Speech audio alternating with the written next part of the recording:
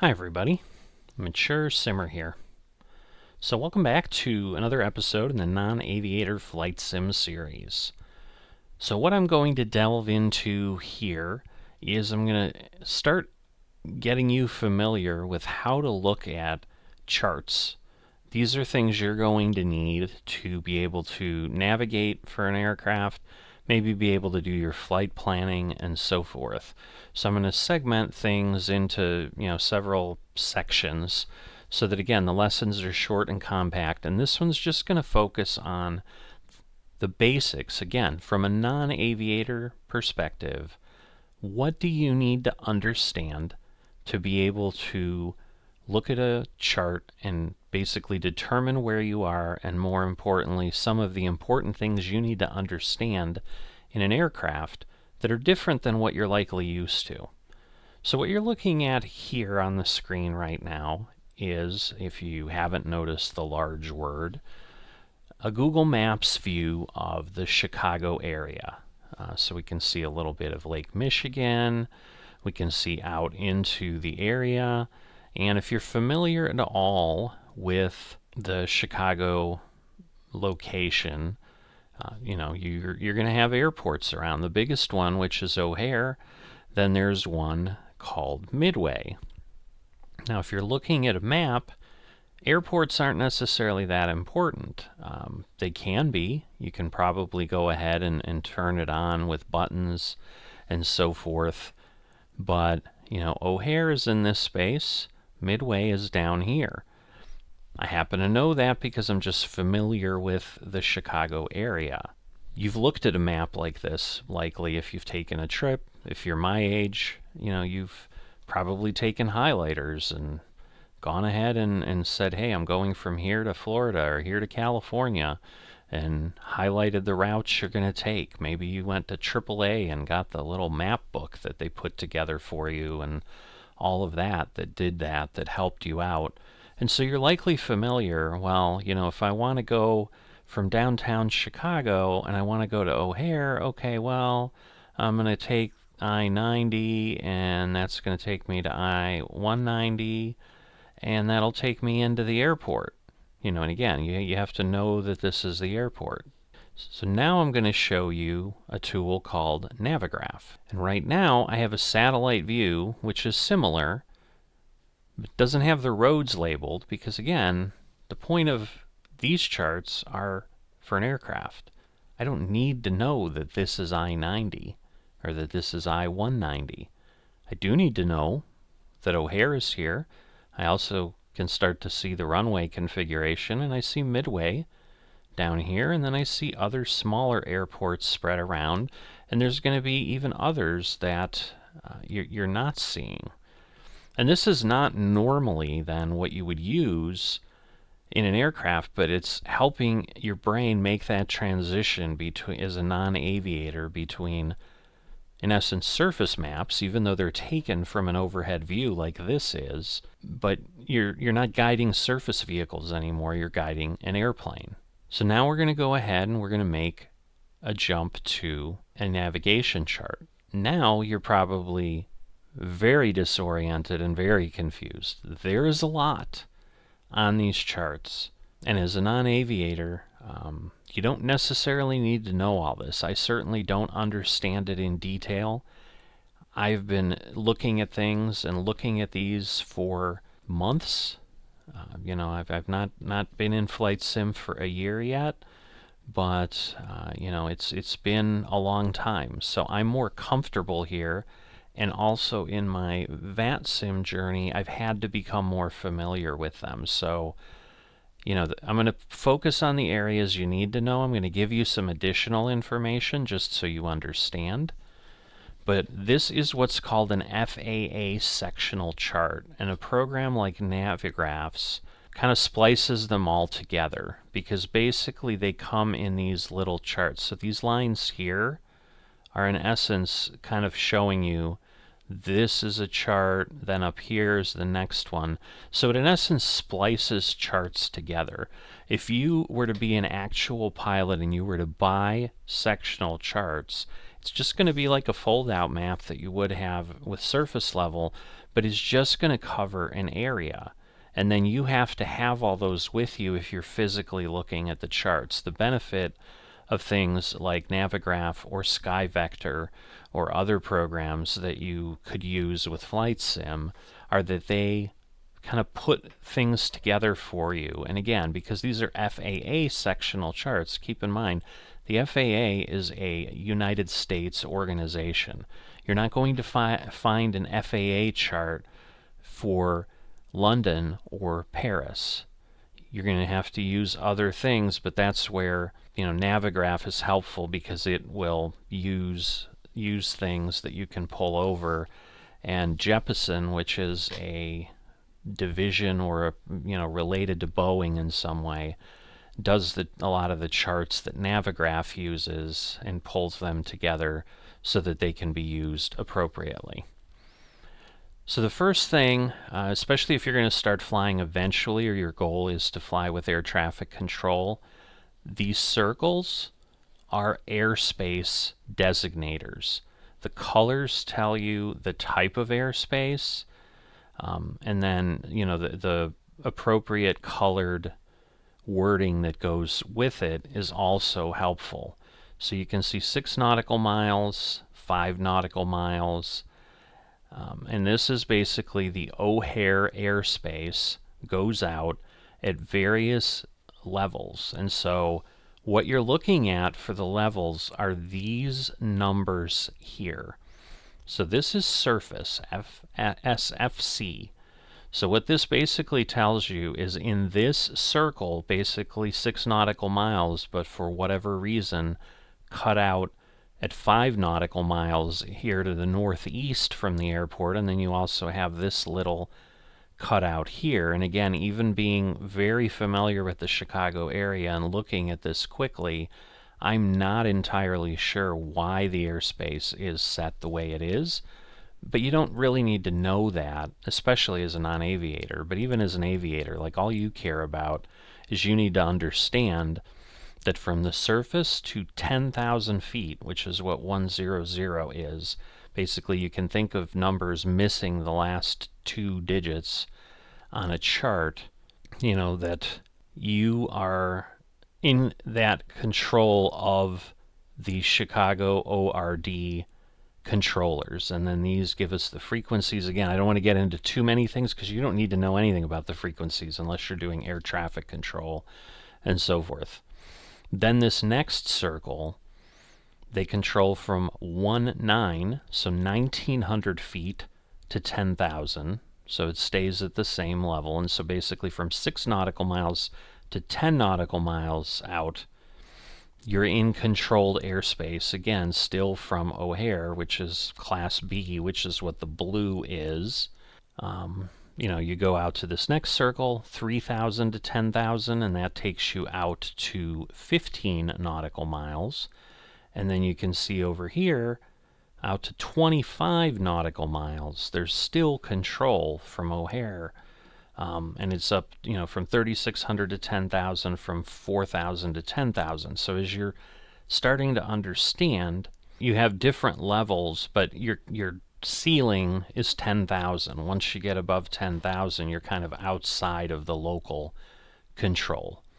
But these circles are really so you know what air traffic is controlling. If you're flying without any air traffic, you don't necessarily need to worry about it, but you're going to see these everywhere on charts, so you want to be familiar with it. And then here, for Class B airspace around Midway, again, you've got surface and then you have T, and if you go over here, I'm sorry, this is Class C, this is Class B airspace, this is Class C. So you can see T here is ceiling is 2, but not including floor of Class B. So the challenge here is O'Hare is overlapping with the Midway airspace. And so basically Midway is going to control you if you're taking off from here up to, in this case, 3,000 feet, right when you're taking off from the airport and staying up toward the north side. But once you cross 3,000 feet, you would then be transferred over to the O'Hare control that is handling that airspace and going from there until you get through 10,000 feet, because you are flying in their airspace, and there's all kinds of rules about that again, we'll get into at the appropriate times. If you're interested, we'll have videos out there. The yellow on these charts basically just gives you a way to visually tell the more populated areas. So as you're flying around and you're looking out the window, in these more yellow sections, you should see significant development, buildings and so forth and so on, where if we get out, say this way, you'll see there's a lot less yellow. You've got certain towns, Hinckley, DeKalb, Rochelle, that are showing up here. And you'll also see, like, even though there are airports here, because you can see the runways, and that's what you'll see on FAA sectionals, is, you're going to see every airport. Here's another one. Now again, this has some control, and you can see it's surface to 8,000, 2,000 to 8,000 in this outer ring. But this is, a lower level. This would be Class D airspace. It's just the different colors give you some of that information. And then again, you're going to have, kind of unique situations. This is the DuPage Airport that has a different designation. And you'd have to see, why some of these things are out there, but you don't need to know a lot of the rest of this. If you're flying low, you've got kind of heights of things that stick out above the surface. Usually they're buildings or towers. Obviously you can see here, if, we're in downtown Chicago, there's a lot of 1,000-foot buildings, 2,000 feet. 1973. So they're giving you those locations, but it might be radio towers, and that's usually what these symbols are radio towers. And then these are, I think, more the natural height of things that may be, sticking up and aren't specifically radio towers, but maybe, buildings and things like that you need to have a certain clearance over. And it's easier to see if we go out, say, this way. So now if I zoom out, again, this is a sectional chart. Out here in the lake, this is a good example. These numbers, there will be one of them in each chart. This is the highest point that exists in that sectional chart.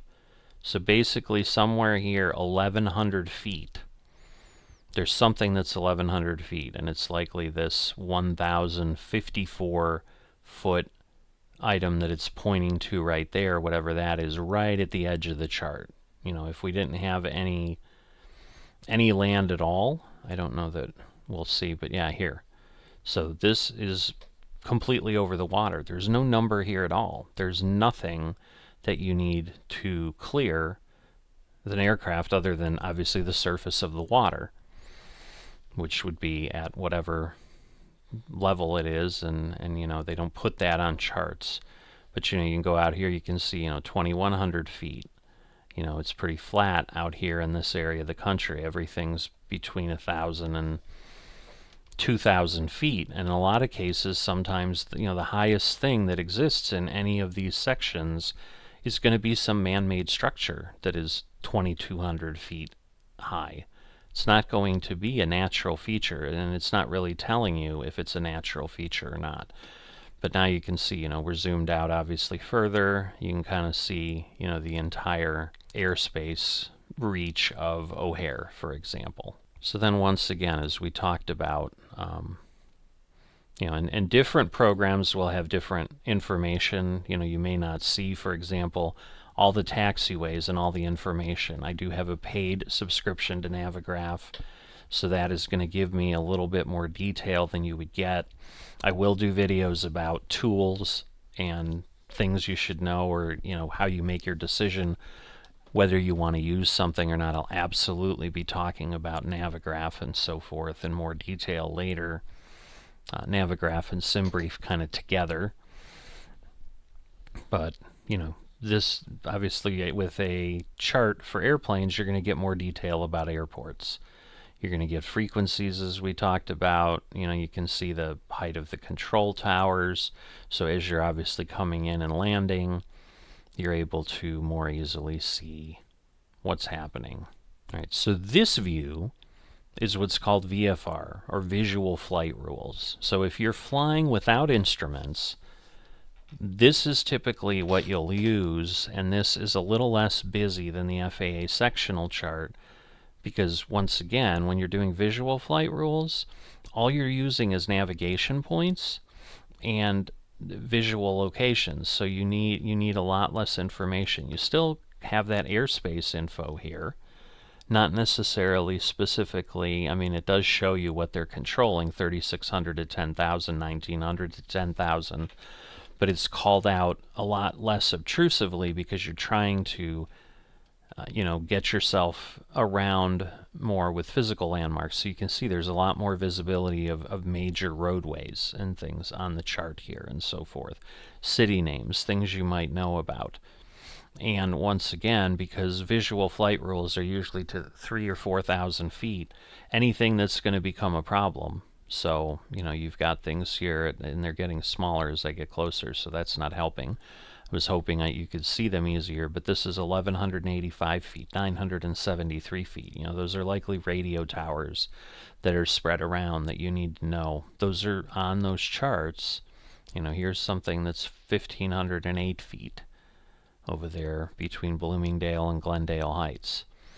Then the other things you're going to have are the navigation waypoints that you can utilize, and you can dial those into your nav radios, and that will help you find things. So as you get further out here, you can see those are what really become more visible.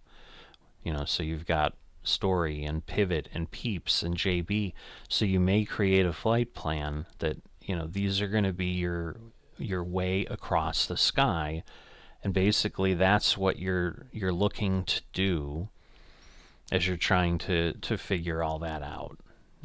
And then it's kind of showing you where you have controlled airspace and so forth that you need to be aware of. And, obviously the other areas are more uncontrolled. You'd still be in contact with air traffic, but you can see there's a lot of things going on. And if you're a non-aviator, you may not have been aware that there's all this going on in the skies above you to help navigate things. And you're also going to see things like this. These are windmills, 1,352 feet, 1,291 feet, along with train tracks and so forth that you're seeing. So if you're trying to visually navigate, the VFR charts are what are going to help you do that. So lastly, you're going to have IFR, which is instrument flight rules. So these charts basically take away the ground, because at this point your focus is more on the instruments. And so you're going to have a lot of the same things with the waypoints. So again, Story, Pivot, Peeps, JB are still here.